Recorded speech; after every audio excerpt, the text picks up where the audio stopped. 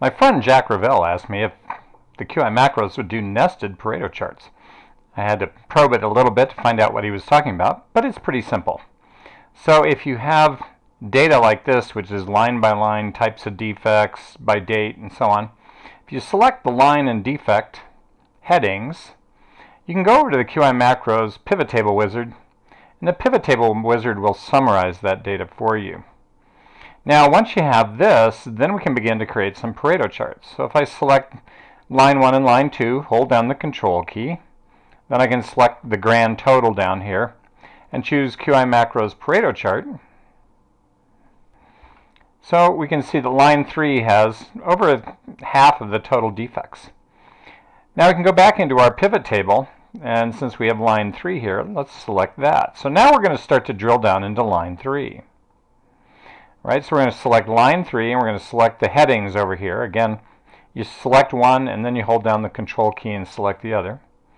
And I click on Pareto chart, and it'll ask us if we want to summarize by the certain number of bars. In this case, I'm going to go no and just say total bars.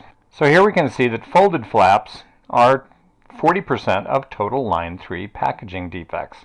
We're starting to drill down. All right, so we have packaging defects by line. And then within that line 3, we have folded flaps. Now this is something we could then take and go in and create a fishbone diagram. All right, so we go to our fishbone diagram. I'm just going to take the small one. And I'm going to move or copy that into my nested Pareto chart here. And so now we have that folded flaps accounted for 39.5% of line 3 packaging defects. So during 2016, folded flaps accounted for 39.5% of packaging defects on line 3. Right, so now we have an improvement project, right? It's ready to go. All right, so now we could start to do root cause analysis. Now we could have gone at this a totally different way. We could have started over here with defects, done grand totals of defects, Pareto chart. I'm going to summarize those. And so folded flaps is the big dog here. So now we could come into folded flaps and we could go the other way. We could select just folded flaps because it's the biggest one, and select line 1, 2, and 3. So line 3 is 79% of folded flap defects. We're starting to drill down, and we could do the same thing. We could add a fishbone.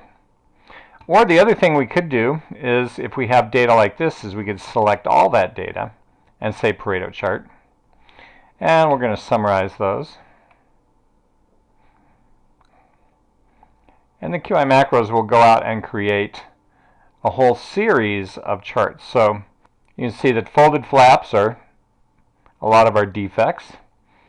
Line 3 has folded flap defects, but line 2 and line 1 both have bent or damaged flaps. All right, so we could have fishbones for each one of those. Line 1 could work on bent or damaged flaps, and line 2 could work on cart and will not open. So that's the essence of going about doing nested Pareto charts using the QI macros.